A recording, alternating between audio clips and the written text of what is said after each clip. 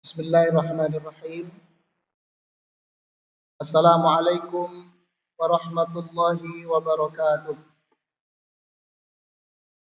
Alhamdulillahi rabbil alamin. Alladzi ja'ala asy-syamsa diya'an wal qamara nuran.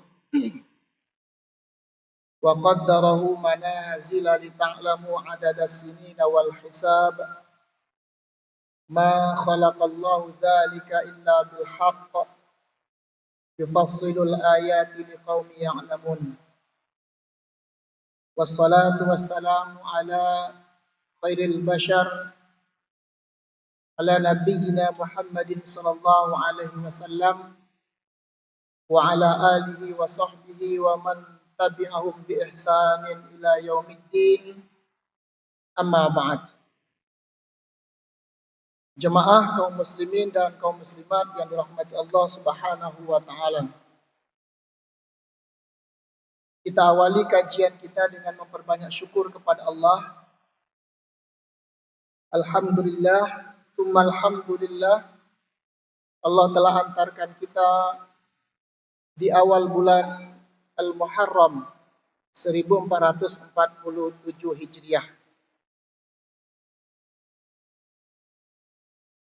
Kalau kita lihat sistem penanggalan dalam Islam, Muharram adalah bulan pertama di dalam bulan Qamariyah atau Hijriah.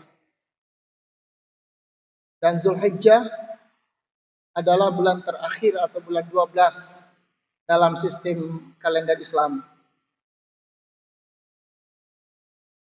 Adalah khalifah yang kedua yang memiliki gelar Al-Faruq, yang nama aslinya adalah Umar ibn Khattab radhiyallahu an, memiliki inisiatif untuk menetapkan penanggalan dalam Islam. Karena di Persia pada waktu itu atau di dunia secara umum sudah berlaku beberapa sistem penanggalan. Bahkan yang masyhur sekarang ada tahun baru, ada tanggal Cina, ada Mesir kuno, bahkan yang paling masyhur sekarang yang dipakai oleh dunia adalah sistem miladiyah atau disebut dengan Masehi.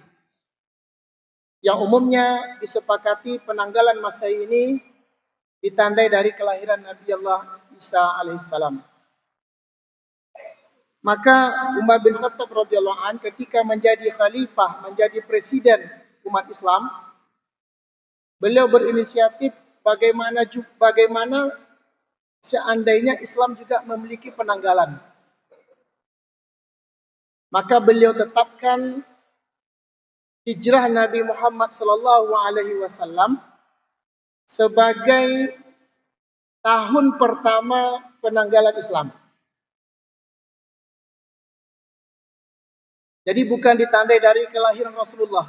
Jadi Hijriah, tahun Hijriah dimulai dari hijrahnya Rasulullah sallallahu alaihi wasallam min Makkah ilal Yasrib, dari Makkah kepada Madinah.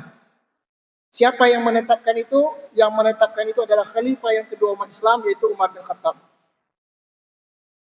Kalau ada jamaah yang bertanya, apakah Rasulullah itu hijrah di bulan Muharram sehingga ditetapkan Muharram ini, tahun baru hijrah ini di bulan Muharram ini sebagai satu tahun pertama Hijriah? Ternyata Bapak Ibu sekalian, kalau yang mau mempelajari sejarah, ternyata Rasulullah itu hijrah bukan bulan Muharram. Walaupun tahun pertama Hijriah itu, satu Muharram itu ditetapkan waktu pertama Hijriah. Kalau kita baca sejarah, Rasulullah SAW berdakwah di Makkah 13 tahun, lalu beliau hijrah ke Madinah. Maka proses hijrah ke Madinah itu dimulai dari bulan Zulhijjah. Proses persiapan untuk hijrah ke Madinah dimulai dari bulan Zulhijjah. Tetapi proses keberangkatan Rasulullah mulai meninggalkan Makkah kepada Madinah itu ada bulan Safar. Jadi bukan bulan Muharram tapi bulan Safar. dan beliau sampai di Yathrib yang akhirnya bernama Madinah Al-Munawwarah, yaitu pada bulan Rabiul Awal. Berarti ada hampir 1 bulan. Kalau dari persiapan ada hampir 3 bulan beliau persiapan untuk melaksanakan hijrah. Dan sejarah ini panjang. Bagi kita kaum muslim yang berbahagia,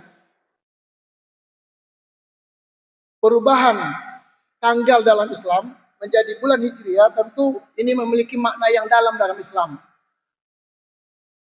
Andaikan waktu ini panjang, kita akan uraikan apa dampak dari hijrah Rasulullah SAW yang akhirnya umat Islam hari ini selalu mempelajari, mengingat dan memperingati hijrah itu sebagai penanggalan bulan Muharram atau bulan hijrah dalam Islam, sebagai tahun baru Islam. Hijrah Nabi Muhammad SAW itu tentu sudah diskenario oleh Allah. Ini bukan tiba-tiba, tapi skripnya sudah disusun oleh Allah Subhanahu wa Ta'ala. Maka kalau bagi kita yang mau serius mendalami agama ini, nanti akan mencoba mempelajari apa yang disebut dengan ulumul Quran wa tafsir, yaitu mempelajari ulumul Quran dan ilmu tafsir. Akhirnya hijrah Nabi ini membedakan karakteristik ayat-ayat Al-Quran. Maka para ulama tafsir membagi Al-Quran yang 30 juz ini menjadi 2 bagian. Yang pertama, mereka sebut dengan ayat-ayat Makkiyah. Yang kedua disebut dengan ayat-ayat Madaniyah. Kenapa mereka bedakan isi Al-Quran ini menjadi 2 corak? Itu adalah karena hijrahnya Rasulullah SAW. Maka ulama tafsir menyebutkan apa yang disebut dengan ayat-ayat Makkiyah atau ayat-ayat Makkah. Maka mereka menyebutkan ayatul Makkiyah allati nuzilat ala Nabi Muhammad sallallahu alaihi wasallam qabla al-hijrah ilal Madinah al-Munawwarah. Surat-surat Makkiyah itu adalah surat yang Allah turunkan kepada Nabi Muhammad sallallahu alaihi wasallam sebelum hijrah ke Madinah. Walaupun turunnya nanti tidak mesti di Makkah. Itu tetap disebut ayat-ayat Makkiyah. Sementara ayat-ayat yang diturunkan oleh Allah Subhanahu wa Ta'ala kepada Nabi Muhammad setelah beliau hijrah ke Madinah, ayat-ayat itu disebut dengan ayat-ayat Madaniyah, walaupun ayat itu nanti turunnya di Mekah. Apa contoh ayat Madaniyah tetapi turunnya di Mekah? Contohnya adalah surat terakhir atau ayat terakhir yang Allah turunkan sebagai penutup Al-Quran, yaitu Al-Yawma akmaltu lakum dinakum wa atmamtu alaikum ni'mati wa raditu lakumul Islam madina. Ayat ini adalah ayat yang terakhir, ayat pamungkas yang Allah turunkan kepada Nabi Muhammad SAW. Ulama menyebutkan ini ayatnya adalah ayat Madaniyah, walaupun turunnya di Makkah, yaitu ketika Nabi melaksanakan haji wada, ketika wukuf di Arafah, ketika melaksanakan haji wada, maka Allah turunkan surat ayat terakhir, yaitu Al-Yawma akmaltu lakum. Bapak sekalian, dirahmati Allah Subhanahu wa Ta'ala. Lalu apa beda ayat Makkiyah dan ayat Madaniyah? Kenapa ini perlu kita sampaikan Bapak Ibu sekalian? Ini penting sekali bagi kita supaya kita melihat Quran itu utuh. Melihat sunnah Rasulullah SAW itu secara sempurna, tidak dibagi-bagi. Maka ulama tafsir menyebutkan ayat-ayat Makkiyah itu titik fokusnya adalah tentang akidah. Maka ayat Al-Quran yang turun di Makkah itu umumnya menyeru orang untuk bertauhid kepada Allah Subhanahu wa Ta'ala, untuk menyerukan bahwa akhirat lebih penting daripada dunia, dan berkaitan dengan menerima takdir dari Allah Subhanahu wa Ta'ala. Karena itu ayat-ayatnya umumnya disebut, atau awal surat Makkiyah itu umumnya disebut, selalu dicirikan dengan ya ayuhan nas, wahai manusia. Jadi ayat Makkiyah itu berlaku secara umum dulu. Sementara ayat Madaniyah nanti banyak himbauannya, ya ayyuhalladzina amanu, wahai orang-orang yang beriman. Bapak sekalian, hari ini kalau kita tidak mengerti tentang ayat-ayat Makkiyah dan ayat Madaniyah, banyak sekali kita salah kaprah nanti dalam beragama ini. Apa contoh beragama yang salah kaprah? Kita hanya mementingkan ayat Makkiyah tetapi melupakan ayat-ayat Madaniyah. Atau sebaliknya, mementingkan ayat Madaniyah tetapi melupakan ayat-ayat Makkiyah. Contohnya apa? Contohnya adalah Bapak Ibu sekalian, kalau masalah akidah itu adalah ciri ayat-ayat Makkiyah. Maka akidah adalah yang paling fondasi dalam Islam. Maka kalau kita memperjuangkan akidah, membaca ayat akidah, itu umumnya Allah turunkan di Makkah. Tetapi apakah Islam itu hanya masalah akidah? Tidak. Kalau kita hanya fokus kepada akidah lalu melupakan yang lain, berarti kita telah melupakan 10 tahun turunnya wahyu di Madinah. Atau sebaliknya, kita hanya fokus kepada ayat di Madinah, lalu tidak pernah menyentuh tauhid, tidak menyentuh bagaimana akhirat itu penting dan dunia ini sementara, maka itu berarti kita hanya mementingkan ayat-ayat Madaniyah. Ringkasnya Bapak Ibu sekalian, Allah Subhanahu wa taala, kalau kita ingin beragama pada hari ini dengan serius, meniru Rasulullah Shallallahu alaihi wasallam dengan sunnahnya dengan serius, maka yang kita tiru itu adalah seluruh ayat dari Makkah maupun ayat yang turun di Madinah. Yang kita tiru adalah sunnah Rasul ketika di Makkah sampai sunnah Rasul yang ada di Madinah. Maka semuanya itu yang disebut dengan syariat Allah Subhanahu wa taala. Hari ini Bapak sekalian, sebagai nasihat kita pada diri kita sendiri atau juga kepada kaum muslimin, banyak orang yang hanya mementingkan persoalan Islam pribadi. Bagaimana dia melaksanakan sholat dengan baik, melaksanakan fardu ain dengan baik, tetapi mereka melupakan ayat-ayat Madaniyah, yaitu bagaimana perhatian kepada umat Islam, perhatian kepada kaum muslimin.